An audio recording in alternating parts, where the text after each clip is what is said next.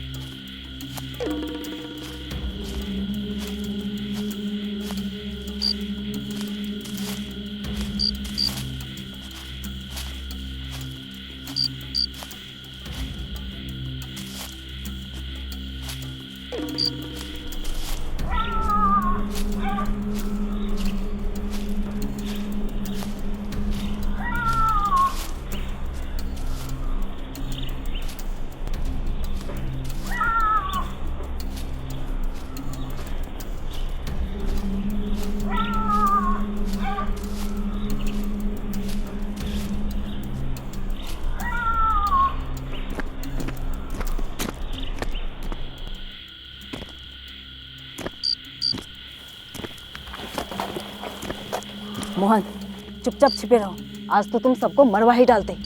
आज पहरा बहुत ज़्यादा है। कॉम्बिंग ऑपरेशन चल रहा है साथी। हमारी कल रात के धमाकों का नतीजा ये। धक्के खाने दो सालों को।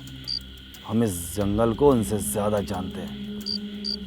हम यहाँ से बचकर निकल जाएंगे। कमांडर, जंगल के निवासी सुरक्षा बलों को ही अपना हमदर्द समझते हैं और ये उनकी मदद भी कर रहे हैं, नहीं तो ये हमें ट्रैक नहीं कर पाते। कमांडर, अगर हम पकड़े जाते तो? मोहन, हम निकल जाएंगे, घबराओ नहीं। हमें किसी गांव की तरफ निकल जाना चाहिए और लोगों के बीच छिप जाना चाहिए। अब इधर के गांव में हमारा कोई समर्थन नहीं रहा है कमांडर।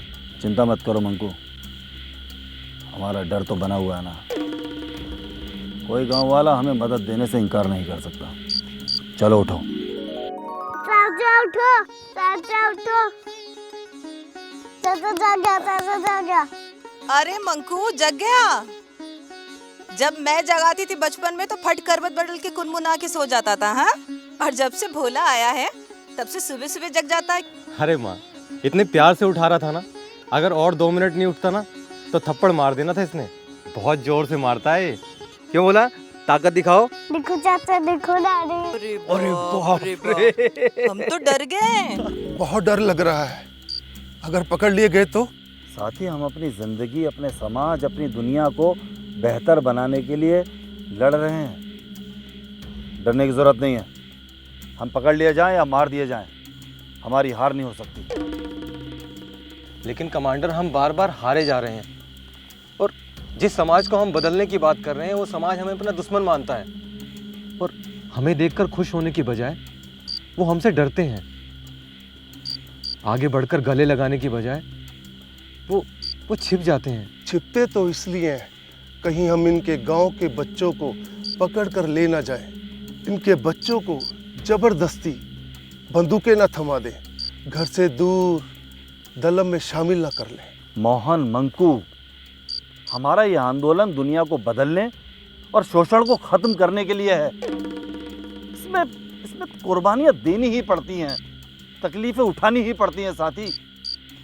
हमारे सपने गलत नहीं है कमांडर, पर तरीका कितना सही रह गया है ये देखने वाली बात है। तुम नहीं जानती साथी, हमारा संघर्ष आपके हालात की पैदाइश भी है और जरूरत भी। तो संघर्ष करना है तो तकलीफें उठानी ही पड़ेंगी। इसलिए राह संघर्ष की हम चुने, जिंदगी आंसुओं में नहाई न हो, शाम सहमी न हो, रात हो ना डरी, भोर की आंख फिर डबडबाई न हो, सूर्य पर बादलों का न पहरा रहे, रोशनी रोशनाई में डूबी न हो न इंसान यूं बेबसी में खड़ा, हर समय आत्मा सबकी ऊबी न हो, तब न तोड़े कहीं भूख से बचपना, रोटियों के लिए अब लड़ाई न हो, इसलिए राह संघर्ष की हम चुने। हम इंकलाब लाकर ही रहेंगे साथी। क्रांति का रास्ता बंदूक की नली से होकर ही गुजरता है। गोलियों से डरने की जरूरत नहीं है। होलियों को हम अपने सीने पर तमगे की तरह सजाएंगे।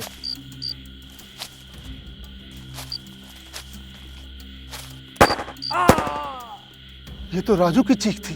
इंकलाब सिपाही, हमारा सिपाही शहीद हो गया है। ये गर्व की बात। चुप, एकदम चुप हो जाओ। 15 साल का है राजू। राजू सिपाही नहीं, एक बच्चा है जिसे हमारा दल पकड़ लाया था। याद है कमांडर, 15 साल की ही रही होंगी मैं जब मेरा पहला गर्भपात करवाया था। कोख में ही मार डाला मेरे बच्चे को, ताकि हमारी लड़ाई कमजोर न पड़े। तो वो अजन्मा बच्चा भी शहीद ही हुआ ना। आज अगर वो जिंदा होता तो राजू की उम्र का होता, और 4, 5, शायद 6 होते तो वो उससे भी छोटे। तो बताओ कमांडर, हमारे दल में कितने शहीद हुए? बताओ ना, बताओ।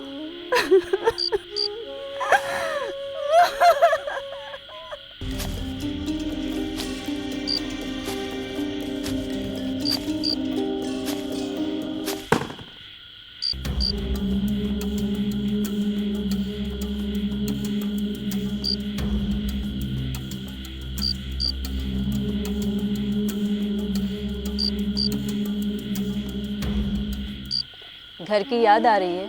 पार्टी ज्वाइन करने के बाद कभी घर नहीं गए? ट्रेनिंग पूरी करने के बाद एक बार हमें बम लगाने के लिए भेजा गया था। एक स्कूल को उड़ाया था हमने। वहाँ से लौटते वक्त हम लोगों को जंगल में छिपना पड़ा। हालात ख़राब थे, खाना भी ख़त्म हो गया था। फिर वहाँ से निकलकर हम एक गांव में गए, मेरे पड़ोस के गांव। वहाँ मंदिर पर कोई आदमी भिखारियों को खाना खिला रहा था। हमने भी वहाँ खाना खाया और वहाँ से अलग अलग कैंप जाने का फैसला किया। तब मौका पाकर एक बार घर गया था। कौन कौन है तुम्हारे घर में? माँ, बाबूजी और भोला मेरा भतीजा। भोला के पैदा होते ही उसकी माँ गुजर गई। भाभी के मरने के बाद भैया गांव में आए साधुओं की टोली के साथ चले गए। कहाँ गए कुछ पता नहीं। जब मैंने पार्टी ज्वाइन की तो मेरा भतीजा 3 या 4 साल का होगा। अब तो वो 10 साल का हो गया होगा। स्कूल जाता होगा। इलाके के स्कूल की इमारत को मैंने ही बम से उड़ा दिया था। पता नहीं क्या पागलपन सवार था उन दिनों। सोचा नहीं था कि भोला उस स्कूल में जाएगा। सोचा नहीं था कि जो पक्की सड़क हमारे साथियों ने तोड़ दी थी, उसकी वजह से भाभी अस्पताल नहीं जा पाएगी और मर जाएगी। सोचा नहीं था कि बिना सर पैर की लड़ाई से विकास रुक जाएगा, समाज की व्यवस्था में बदलाव हो पाएगा। बस गांव में जब दलम के लोग आए तो मैंने भी उनके गाने सुने, उनका भाषण सुना और बंदूक थाम ली, ये सोचकर कि व्यवस्था के खिलाफ लड़ूंगा। लेकिन क्या पता था कि बम फेंकूंगा तो भोला का स्कूल गिर जाएगा। क्या पता था कि गोली चलाऊंगा तो अपने ही परिवार की अरमानों की मौत हो जाएगी। वापस जाना चाहते हो? सरेंडर करने की मर्जी है? सिर्फ चाहना ही काफ़ी है क्या? और मर्जी से क्या होता है? जब दिल से चाह लिया था तो घर से जंगल तक नहीं आ गए थे? अब फिर वापस चले जाओ। मर्जी होती है तभी तो रास्ते बनते हैं। आप भी अपनी मर्जी से आई थी पार्टी में? मेरी मर्जी? 14 साल की थी मैं। सहेलियों से छिप छिप के बातें करती थी, प्यार की, शादी की। मेरी मर्जी थी कि मेरा परिवार हो, मेरा दूल्हा मेरा उतना ही ख्याल रखे जितना बाबूजी मेरी माँ का रखते हैं। मेरी मर्जी थी कि मेरा घर हो, बच्चे हो। बस मेरी मर्जी के खिलाफ एक दिन बाबूजी ने मेरी शादी एक अधेड़ उम्र के आदमी से तय कर दी और मैं घर से भाग आई और इस दलम में आ गई। आप वापस नहीं जाना चाहती? पता नहीं, सचमुच अब नहीं जानती कि क्या चाहती हूँ। नहीं जानती कि घर जाने से कैसा लगेगा। इतने बरस बीत जाने के बाद, इतने दिन बीत जाने के बाद माँ को कैसा लगेगा मुझे सामने में देखकर? उसे खुशी होगी या फिक्र? हिम्मत नहीं जुटा पाती मैं वापस लौटने की। मेरे घर में सबको मेरी ज़रूरत है। भैया साधुओं के साथ चले गए अपना दूसरा लोक सुधारने। मैं पार्टी में आ गया इस लोक को सुधारने, अपने घर की परवाह किए बगैर। बाबूजी कहते हैं कि मेरे दोनों बेटे भगोड़े निकले। अब घर जाऊं तो माँ बाप को सहारा दे सकूंगा और भोला को अच्छी जिंदगी। तो चले जाओ। इतना आसान नहीं है साथी। सपनों को पूरा करते करते इतनी दूर निकल आए हैं कि अपने और अपने परिवार के सपने पूरा भी नहीं कर सकते। आज तो बस यहाँ से सलामत निकल जाए ना, बस वही गनीमत है।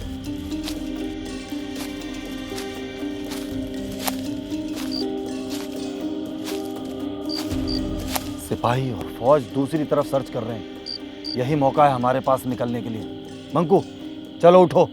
कमांडर, हम लोग अलग अलग जाकर छिप जाएं, जब तक कि कॉम्बिंग और सर्च थोड़ा ठंडा ना पड़ जाए। नहीं नहीं, हम चारों को साथ ही रहना चाहिए। वैसे तुम छिपने के लिए कहाँ जाना चाहते हो? अपने गांव। नहीं, खतरा है। कहीं तुम छुपने के बहाने अपने परिवार से मिलने तो नहीं जाना चाह रहे? शायद कमांडर, घर गए काफ़ी अरसा हो गया है। क्या फायदा मंकू, कुछ घंटे साथ रहोगे तो फिर उनकी याद ज्यादा आएगी और ज्यादा परेशान रहोगे। मैंने इसीलिए अपने परिवार वालों से मिलना छोड़ दिया। तुम भी अपने परिवार वालों से मिलना छोड़ दो। पर बड़े नेता तो शहरों में अपने परिवार के साथ बड़े मजे में रहते हैं। शायद आप पार्टी के नेताओं की मंशा पर सवाल उठा रही हैं गौरी। हमेशा किताबी बातें बोलते हो आप कमांडर। सच बताओ दिल से, क्या सोचते हो आप? क्या ये सब बेवजह नहीं होता जा रहा? गरीब लोगों पर अत्याचार, अपने ही लोगों को जान से मारना, पैसों की लूट, रंगदारी, फिरौती। क्या हम अपराधी नहीं होते जा रहे? बड़े नेता तय करते हैं और हम अपनी जिंदगी, अपने सपने ताक पर रख देते हैं। हमें अपनी सोच भी सच्चाई से रखने का हक नहीं होता। क्या यही इनकलाब है? बोलिए कमांडर, क्या आज भी आप चुप रहेंगे? किस बात का डर है आपको कमांडर? मैं किसी से नहीं डरता, किसी का डर नहीं है मुझे। 24 घंटे सिर्फ अपने आप से लड़ता रहता हूं मैं। ये इनकलाबी आदर्श, संघर्ष, शहादत, ये जैसे बड़े बड़े शब्द तुम लोगों से नहीं अपने आप से बोलता हूं मैं। मेरा दिल मुझसे सवाल करता है। मेरी चंदा भी मुझसे यही कहा करती थी। मेरी लड़ाई के औचित्य पर वो मुझसे ये लड़ाई छोड़ देने के लिए कहती थी। और फिर एक दिन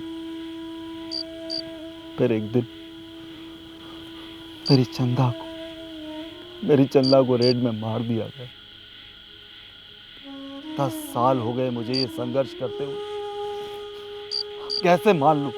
अब कैसे मान लूं अपने दिल की बात, और कैसे मान लूं कि मैं गलत राह पर हूं? कमांडर, आपका संघर्ष शायद ठीक रहा होगा। आपने शोषण के खात्मे के लिए और लोगों के हक की आवाज उठाई। आज उसका असर होना शुरू हो गया है। विकास की धारा आज पिछड़े इलाके तक पहुंच चुकी है और आज हम उसे ही रोक रहे हैं। अब असल में आपको और हमें रुक जाना चाहिए। लाल सलाम की बजाय जिंदगी को और अपनी खुशियों को सलाम करना चाहिए। कमांडर, मैं सरेंडर करना चाहता हूँ। मैं भी। मुझे भी घर जाना है। मुझे तुम तीनों को गोली मार देनी चाहिए, लेकिन मैं ऐसा नहीं करूंगा। जाओ, तुम तीनों सरेंडर कर दो। पर कमांडर, आपका तो आदेश था कि हम चारों के एक साथ रहना है।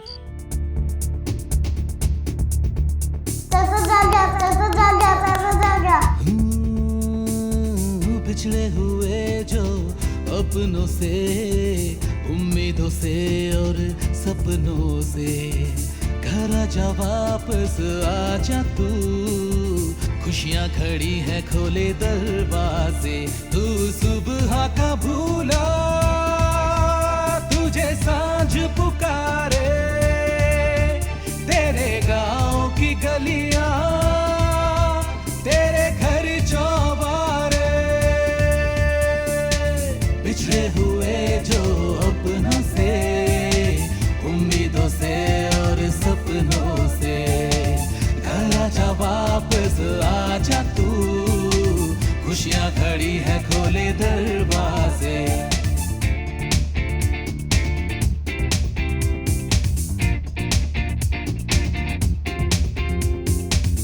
नफरत के नारे है एक धोखा, लौटाओ तुम अब भी है मौका। दर्द नहीं अब तो तुम प्यार इन्हें, ऐ जिंदगी है अब तुझको सलाम। बिछड़े हुए जो अपनों से, उम्मीदों से और सपनों से, घर आजा वापस आजा तू, खुशियाँ खड़ी है खोले दरवाजे। ऐ जिंदगी अब तुझको सलाम, ऐ जिंदगी अब तुझको सलाम, ऐ जिंदगी अब तुझको सलाम, ऐ जिंदगी अब तुझको सलाम।